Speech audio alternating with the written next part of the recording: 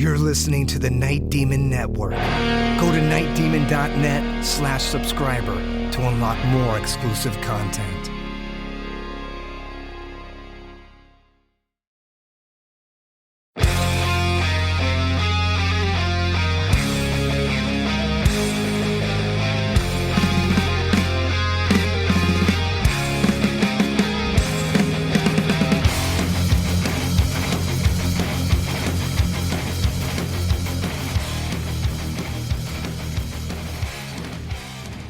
Hello and welcome to the Night Demon Heavy Metal Podcast.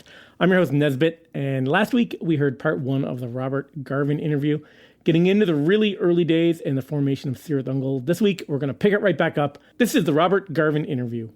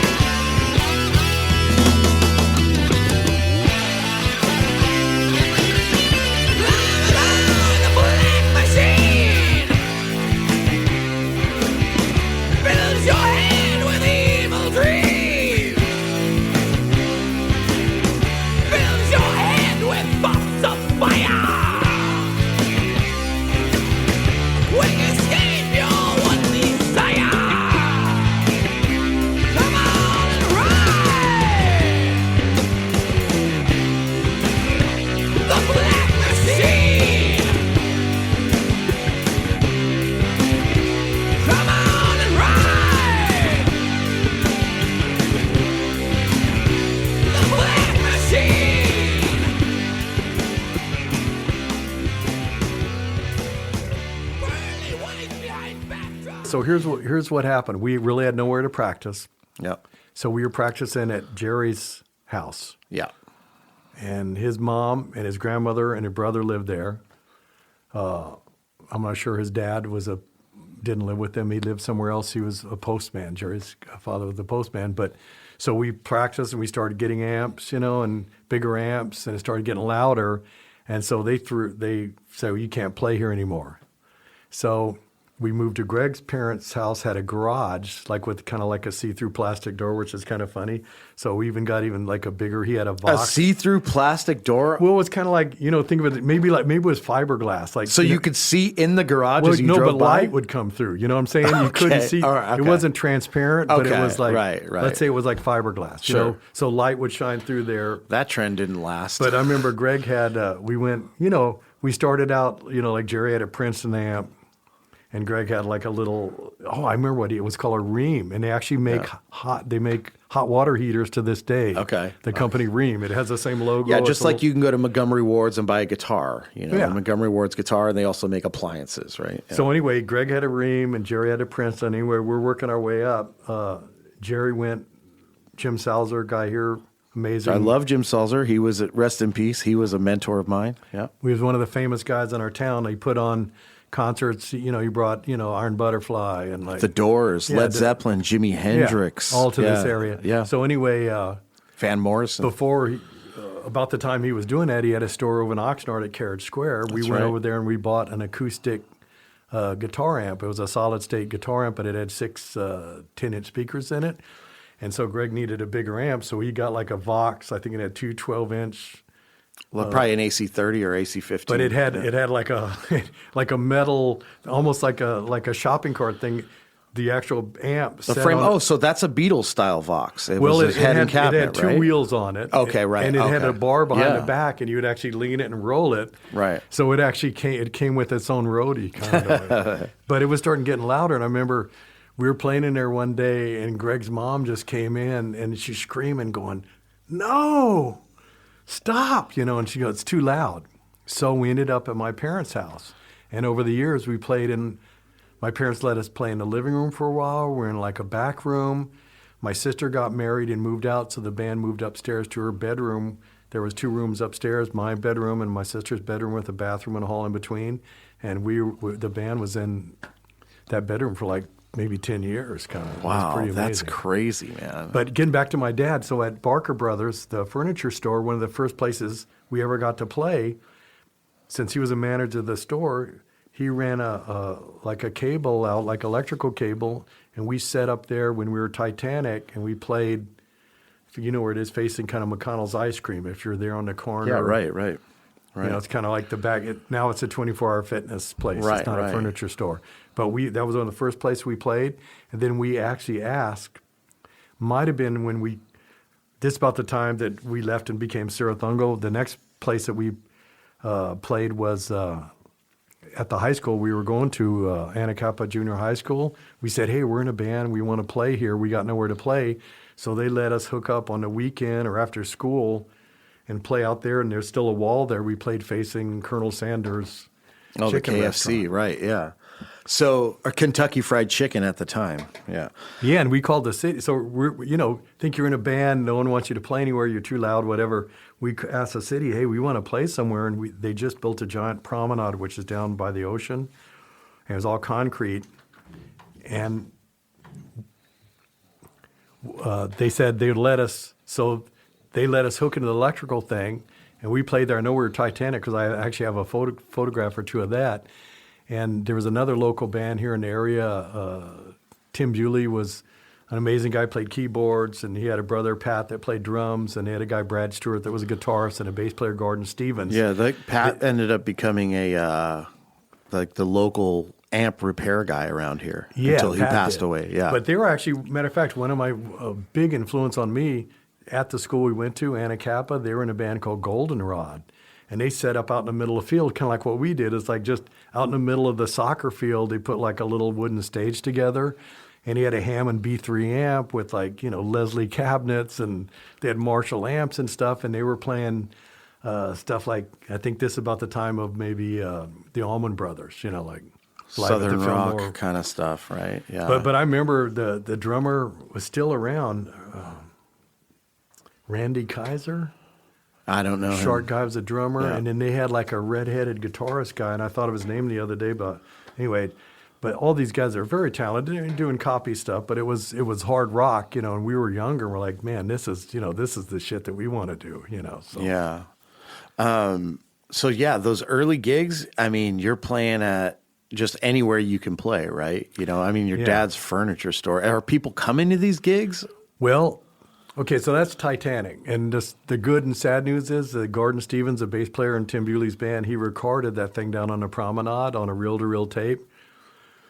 That was really cool that he did that. Where's that recording? The good news is it's completely disappeared from history, which is a good thing. But so you changed the name to Cirith Ungol. When and why? That's just when you become a three. You quit the band. You quit Titanic, and then the remaining. The ashes of that is Cirith Ungol. Yeah, and so we're sitting there trying. How long did you spend on that name?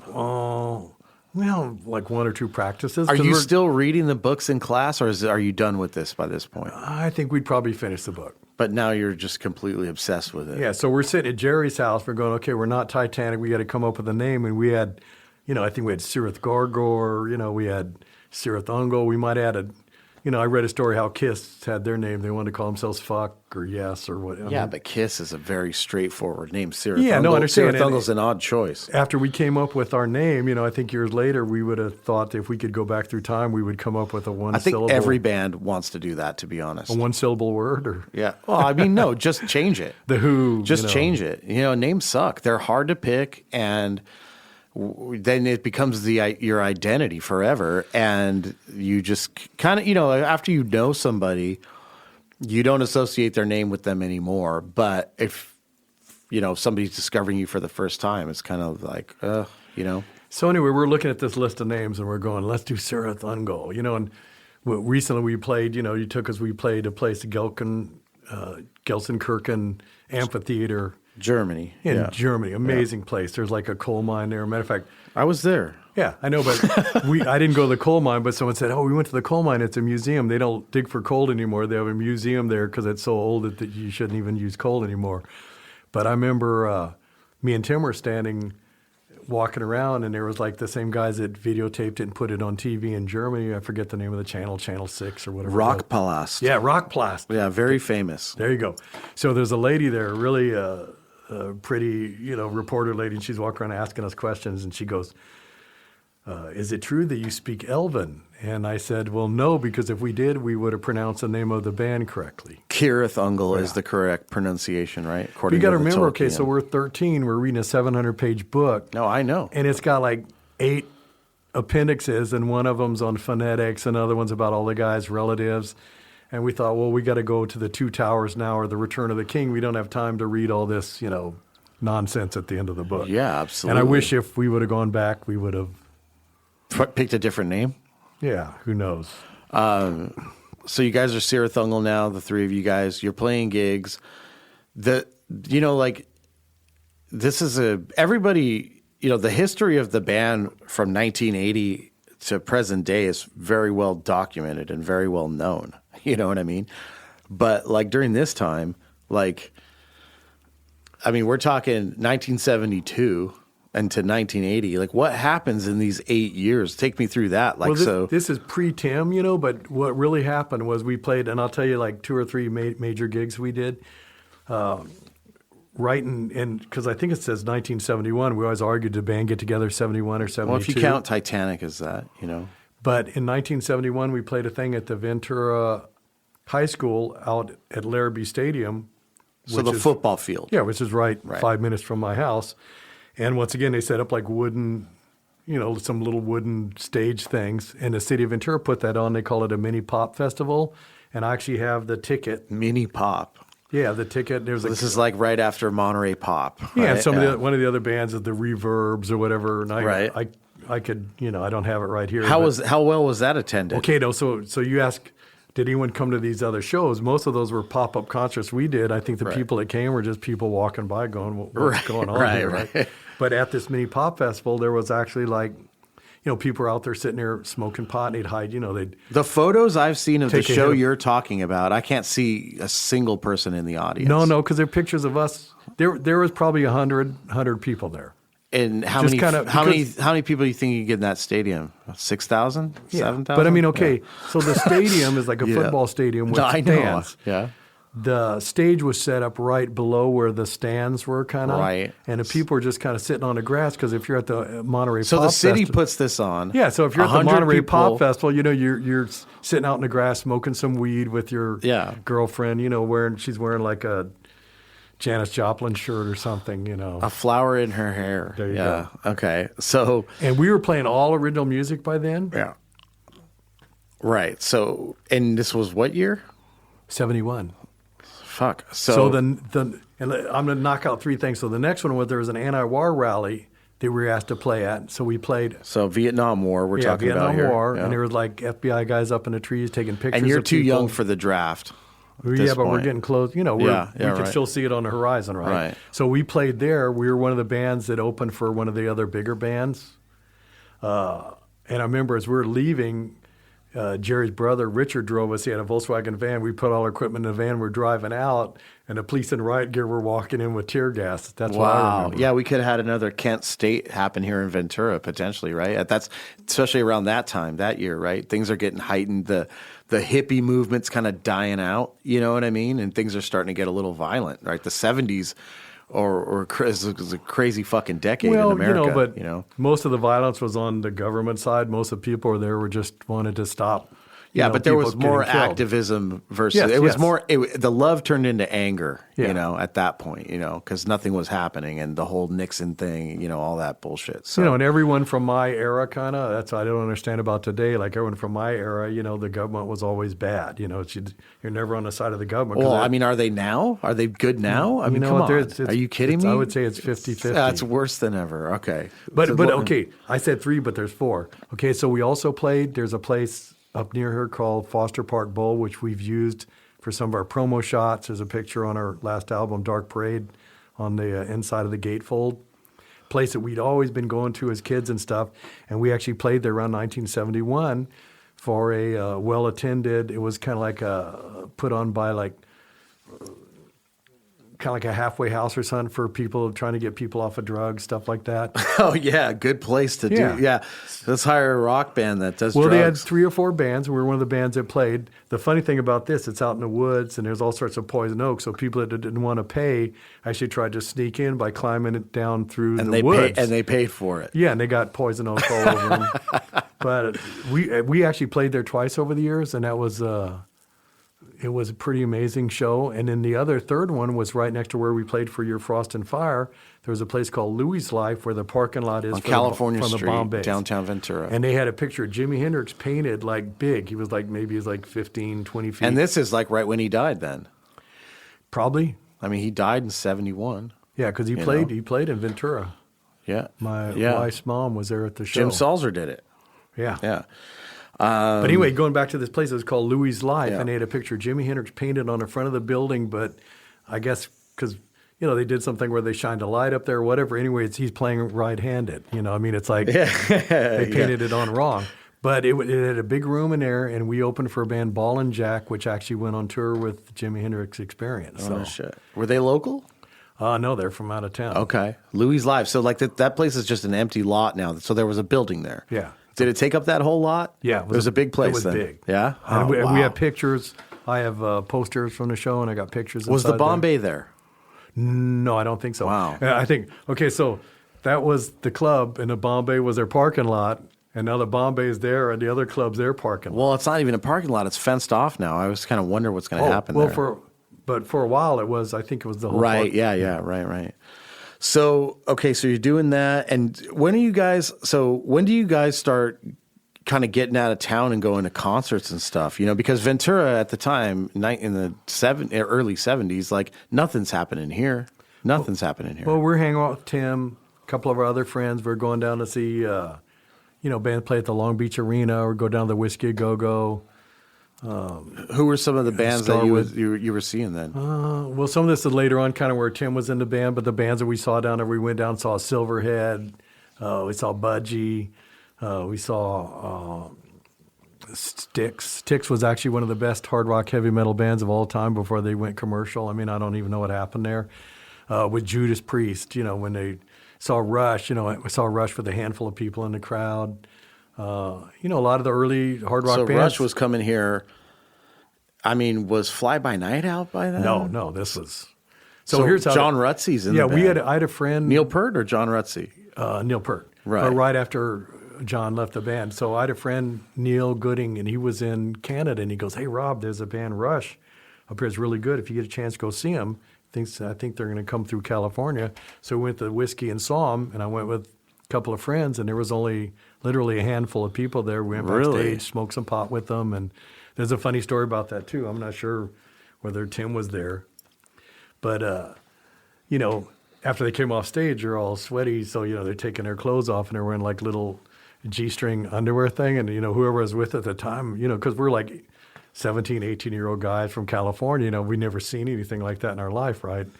Men Remember in someone G-strings. leaning over going to me, "Well, they're from Canada." Oh, man. But we made pretty good friends with them. The 2 or 3 times they come after that, they got us backstage. I have another funny story. We were buddies with their road manager and turned to their lighting guy, Howard Underleader. Anyway, me and Tim were down or something, and we had tickets. We went backstage and talked to them. And I gave them a Cirith Ungol. We had these mirror things we made that kind of like our logo with foil in the back. And then one of the guys said, they end up being on tour. Every rock guy in the country snorted coke off our logo thing. Yeah, I believe it. But anyway, he goes, "You got any tickets?" I go, "Yeah, we got tickets." He goes, "Well, I have some up front." So he goes, "I'll give you mine." And he goes, "Let me give you the ones up front, but give me yours so I'll give them to someone else," right? So we did that. And me and Tim got in here. I don't even know how this happens, but it was actually behind a pole. It was like, So we ended up just walking and sitting somewhere else. But it was that's one of my funny stories. What about California Jam? That's a very famous concert you guys were at. Yeah, a lot of us went down there for that too. And that was the last week I was in high school because I remember them playing it in the classroom, and I'd been there the weekend before. It was very surreal. But yeah, no, that was a great concert. Black Oak, Arkansas, Deep Purple, Emerson, Lake and you Palmer. went, if I remember correctly, you went early, right? Yeah, we all went there the night before, And they let us in. They weren't going to let people in, and people pushed down the thing or whatever. They let us in. We had tickets, though. And we went right up to the front of the stage. We had sleeping bags and, brought a backpack or whatever. So I remember going to sleep, and then waking up, and people were standing on my sleeping bag, and it turned into regular concert seating. People were just stuffed next to each other. Were people pissing on you? No, that's another story I told you. There were so many people there, like 100,000 or whatever, crammed into there. They're worried about people getting dehydrated, so they handed out plastic jugs. They wanted people to go get water, and then after people drank their water, they couldn't go to the bathroom, so a lot of guys were peeing in the jugs. And at one point, I can't remember whether it's Earth, Wind, and Fire or something, like up in front, you'd see like 100 jugs flinging around in the air, and we'd actually got kind of pushed farther back, because the stage was pretty high, like maybe 15 or 20 feet. So if you were actually right up and kind of where the fence was in front of the stage. You weren't seeing the whole scope. Yeah, you were seeing like maybe the guy in front. So we moved back so you could see more. But yeah, I didn't get the pissed on. I did remember walking to the bathroom, and there was like a river of urine. It was like the Nile River that was on the side of the thing. Do you remember the moment that Richie Blackmore blew the amplifiers up? Because that's a pretty famous, like well-known worldwide thing that happened at that concert. Well, you know what? I don't really remember that. I'm sure at the time maybe I did. And if I went back and lighting off explosives. But they were good. I mean, Glenn Hughes was just amazing. We were lucky enough to play with them. I always want to go say hello to them. I never did, but that was one of my favorite. Yeah, we just played with them last year. Stormbringer and Black Sabbath was playing. Sabbath, Bloody Sabbath. They're pretty awesome, man. So you guys are all going to Ventura High School, right? Yeah. And is the band's playing shows still, right? Yeah, we played a few shows in L.A., like I think either at the Whiskey and at the Starwood as a instrumental band, because we were still looking for a singer, and you said earlier, like I said, I think what we were doing is like we were pretty honest with ourselves. None of us are going to be great singers, so we're going to be like the rhythm section for a singer like in Black Sabbath or Deep Purple or right. So what year do you guys graduate high school? 74. 74. So. Yeah, I mean, still. So who's you have jobs now? Yeah, I had a few jobs, but I didn't really get my first job till around 1978, like a real, like a real so 8 to 5. So for 4 years, there's no. You guys are out of high school, and there's no career goals there. Nobody's going to college. No. After high school, went to junior college, because it's free. So and locally, stuff. Ventura College. Yeah, and I'll tell you another funny story, because my dad was so great. My parents supported me so much. My dad, because he's a manager, he had a friend who was manager of Montgomery Wards. And he goes, look, my buddy's going to help you get a job. So I went over there. Which, by the way, Jim Salzer used to do concerts. He did Jefferson Airplane and The Doors in the parking lot of Montgomery Wards. But, sorry. Well, yeah, no. And I did not know that. Yeah. So anyway, I come home, and my dad was all pissed. And I go, what's wrong? And he goes, Jesus Christ, son, you told him you're in a band? He goes, he was going to hire you, and then you said you're in a rock band, and he's like, not at my store, or something like that. So. I mean, if it makes you feel any better, the first job I ever really applied for, I was 16. I applied for a job at Walmart. I wore a suit and I shaved, and they didn't hire me. And that's when I pretty much decided I was going to drop out of high school and just do music, because if you can't get a job at Walmart like that, so. So I went to college. I took, all art classes like color and design, like, black and white pen, sculpture, or anything I could get that was kind of art related. That's what I was doing. But we're still playing, and we're still looking for. How often are you rehearsing in that time between 1974 and 78? My dad was still working, and so we'd get up off of school and we'd come to my parents' house. Yeah, but after school, between high school and 1978, there's a 4-year span. Yeah, we played 4 nights a week after school. Every night how my dad often was are you working. gigging that time? Once a month? I don't know, not that many. I got Right. them all, I have them all written down. Was it for the fact of not having a place to play? Well, we were playing at my parents' house. Yeah, but were you actively looking for live Of gigs? course, all the Right, time. But right. it was like... But it's hard, right? So you have 2 choices in our town. You go ask someone if you can play out in the middle of the field, like we talked about earlier, Right. or are you playing the Battle of the Bands? So we were in like Right. maybe 10 years of Battle of the Bands. Right. It was only that. because it's a place to go play. I had the same issue in my first band, you know. Things got a little bit better for us after when we were adults, you know, as 18 and on. But so back then it was even tough. Like there was no nightclub scene here, right? Like that didn't happen until the 80s or Yeah, there was a nightclub scene, but they weren't playing our type of music. As a matter of fact, we played all the nightclubs as part of the Battle of the Bands thing. The guy would rent the nightclubs that they wouldn't let you in normally. Right. And we got our biggest break from actually one of those. We actually possibly would have won, but one of the bands that was playing either before us or after us, their amp blew up. So Jerry loaned him. He had a Music Man 2 guitar amp. He loaned it to him because they weren't going to be able to play. I think their band was called Full Sail, and they were playing more like, you know, let's be honest. Every one of these Battle of the Band thing was the guy was trying to get a band. He could actually rent a place like the Gym and Mineral Building at the fairgrounds or one of those Quonset huts or something, and like he would play like dance music, whatever was popular at the time, you know. And I can't think of, you know, off the top of my head, but whatever bands were playing on the radio, they'd have bands that play the copy tunes, and then all the kids from high school would come, and that would be like a promoter. That's what he would do to promote kind of like local music, but it wasn't original music, right? So the band that played after us, we loaned them the amp. We were playing that type of music. They won. We came in second, and we got a $500 gift certificate from the local recording studio, Goldmine.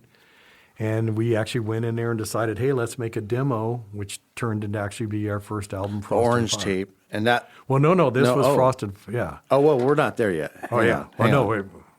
So we 1978 blew past the orange tape. 1978, there's an article that comes out in the Star Free Press with the headline, Heavy Metal Band, Still Only 10. Yeah. And it basically talks about you guys being a band for 7 or 8 years and like nothing's happening, but you're shooting for stardom. I think that was the word they used. So at that time, you guys, is that your, you know, everybody's kind of, you know, junior college, whatever, you know, but there's no real careers happening outside of music, right? And No, because, well, we were dedicated. This is what we wanted to do with our lives. Now, we actually thought at one point this was, you know, after our first album came out, we thought, hey, man, we're on our way. This is it. You know, but I mean, up to that point, that was our goal. You know, it didn't mean that we weren't working side jobs to bring in money. I always had kind of like a side job because I wanted to buy stuff. I wanted a drum set. I wanted a girlfriend, whatever. I wanted a car. So I always had a side job. But, you know, that newspaper article was pretty awesome. It wasn't on the front page, but it was the entertainment section. It was a full page, front page of a normal newspaper. Right. And at the time, we're like, man, this is like front page of the New York Times. yeah, did anything come out of that, do you think? Oh, well, I think that's how we got Tim, you know, because, you know, we're like, you know, hey, we're a band, but we need a singer now. You know, Right. And, of course, we had Neil for a while. I know we're skipping over. Yeah, even when the band reunited, you know, decades after that, Tim was always the last one, you know. He's on the fence, putting everybody through the paces, you know, before he could decide, yeah, all right, I will allow you guys to be a band and I will sing, you know. So Yeah, well, you know, and what we did, you know, you mentioned your art tape. So when Tim was starting to get in the band, you know, we started recording like little demos so that we could. So you're recording demos in your sister's old bedroom, Yeah, right? in the closet. We had a door quarter, 4-channel, 4-track. Reel to reel. Who's the engineering these recordings? Well, we had a Tascam mixer, pretty bitchin', or TX. Maybe it was a TX, but I think it was a Tascam. Same company. No, I know, but back then it was like, Right, there right. was like the kind of the cheaper version. But we had like a really bitchin' mixer, and I think that's a stand that was on in the closet right Oh, there. okay. Really? The The new stand we mixers- have here, we're in our rehearsal room, just so everybody knows. Really? Okay. So who's the old engineering- mixer stand's a new mixer But stand. who's engineering the recordings? Well, okay, so who's what at we the do- controls? Well, it's in a bedroom with a closet, Yeah. right? So we had everything mic'd up, you know, and the mixer was right there. So actually, anyone that could reach out and touch it, Tim was doing some of that. And, So Tim's not in the band. He's just your friend hanging out, smoking pot, and he's hitting record. And he's also kind of like we had roadies. We had a couple of roadie guys helping us lift stuff around, How many original songs does the band have at this point? I don't know, 10, 15 or so. That's it. In all that time. You start playing original songs in 71, and by 70... but we were, okay, so we're thinking we want to put out an album. We're kind of like, we had bad songs, we'd throw them under the bus, So we were trying to refine what we had to the best of. Right. So then, sorry. So then the Orange tape comes out. I mean, it's basically a compilation of all these different recordings you're doing in your bedroom, right? I mean, like it's pretty, there's all kinds of weird stuff to decipher on that demo because like there's everybody singing on it. Like there's songs that you sing, there's songs Greg sings, there's songs that Neil Beatty sang one song. Tim's on there on 2 or 3 tracks. Well, okay, so you figure we're recording all this stuff in the bedroom. And some at the time, I remember sitting there with Tim, we were kind of stoned, we're listening, I'm going, this is freaking awesome. This is amazing. Because, we'd bounce the stuff down. We'd take 4 tracks, bass guitar and drums. We'd have 2 tracks of drums and bass guitar. We'd bounce that down to a basic track. Then we'd add 2 guitar solo tracks, and we'd bounce that down. And then we'd have 2 vocal tracks. By the time we're done, we had, stereo vocal, stereo guitar, and a basic track. We're trying to learn, the craft on how to record, how to do this, how to do it correctly. So, but anyway, we'd end up with some of the finished versions. We thought, hey, well, let's make kind of like a demo and send a cassette out to the record companies, and that's how the Orange tape. And that's also 1978 that comes out. Probably, right? Yeah, right. Yeah.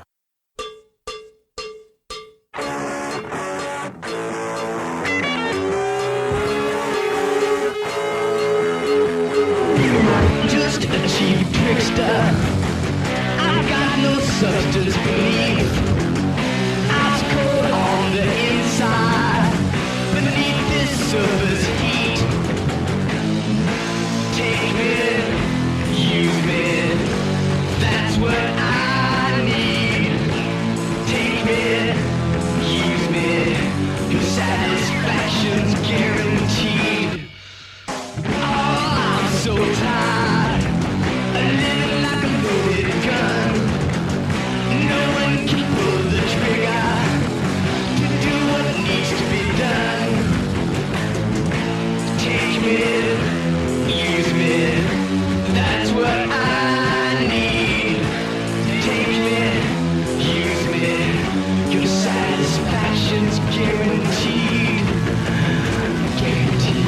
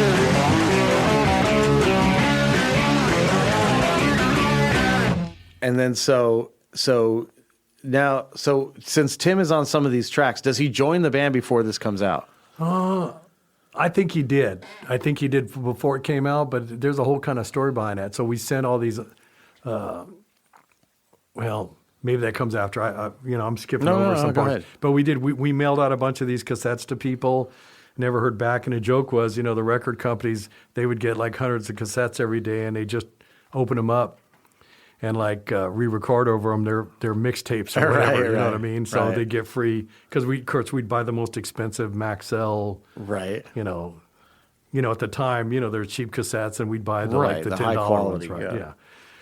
Yeah. So anyway, that we never heard back from that, and that's why we decided, hey, well, look, if we're going to do anything, let's put out a real album. Well, that's it for this week. We'll pick it up again next week with the end of the interview and more of the early days of Cirith Ungol. Until next week, this is Nesbitt signing off.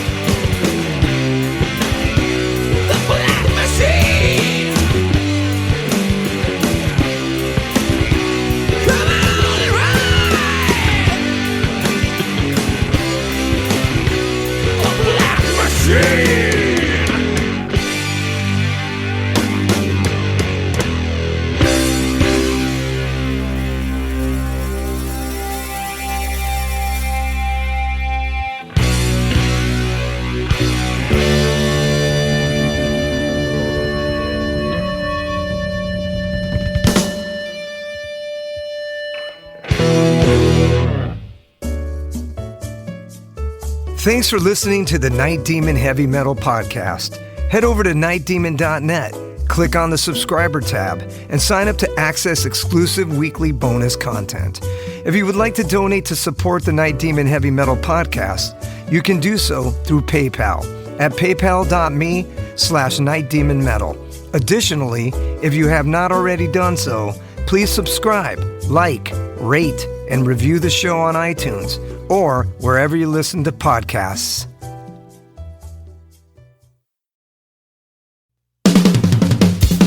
All hail, Night Demon Heavy Metal Podcast listeners. This is Dusty Squires chiming in to tell you about my brand new signature sticks from the London Drumstick Company. I've dreamt of having my very own drumsticks ever since I was a wee lad, and LDC made that a possibility for me. Founded in 2016 in London, England, the birthplace of heavy metal, the London Drumstick Company has trailblazed a path through the music industry and taken the drummer world by storm. When I met them for the first time, they knew their product was going to withstand the beatings of a Night Demon show. They took the time to work with me on getting everything just right. The balance and weight of my sticks are the same no matter what, and the durability is bar none the best I've ever had. I know my sticks will last through the set night after night. I'm truly honored to work with a company that caters to their players the way LDC does. Their innovation and attention to detail is what separates them from the rest of the stick makers out there. Their custom stick sleeves are unbelievable and really make the entire presentation complete. Wait until you see the design they came up with for me. It blew my mind and was a surprise to say the least. They have all kinds of amazing swag, including hoodies, t-shirts, drummer shorts, drum keys, stick bags, towels, face masks, practice pads, and much, much more. Even if you're not a drummer, you can be a part of Demon history and order my brand new signature sticks direct from their website. How cool is that? And to top it off, the London Drumstick Company are giving an exclusive offer to the Night Demon Heavy Metal Podcast listeners. Go to londondrumsticks.co.uk and receive a 15% store-wide discount using promo code DEMONSTICKS. All capital letters, no spaces, Demon Sticks. DEMONSTICKS. I can't thank everyone there enough for the opportunity to be a part of their family and for them trusting me with their amazing products. See you metal maniacs on the road very soon. And yes, the wood chips will be flying.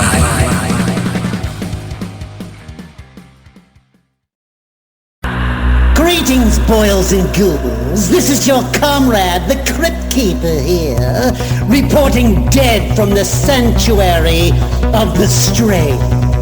Tonight's macabre myth is a fright-filled feature, one overflowing with monsters, madness, and magic.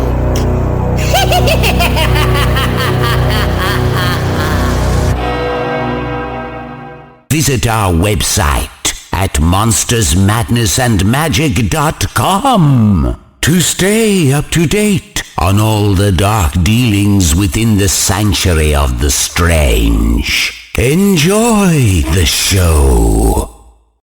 Hey Metalheads, I'm Mark and I host the Metal Forge. Let me tell you about the show. The Metal Forge features the best underground metal from all over the world. We spend every week with a different artist with interviews, in-depth conversations, and most of all, the music. We also feature audience interactivity where you can submit your questions to the upcoming guests. New episodes are out every Friday at noon Eastern Time at metalforgeradio.com or wherever you listen to your podcasts.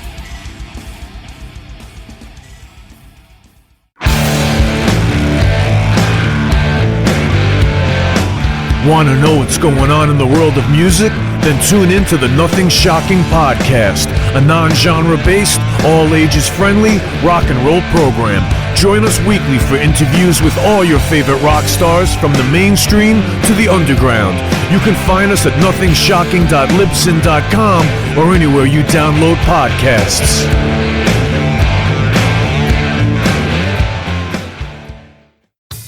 Okay, metalheads, you've been complaining that there has not been a channel that plays all of the heavy metal videos from past, present, and future for years and years at this point. Well, that time is over.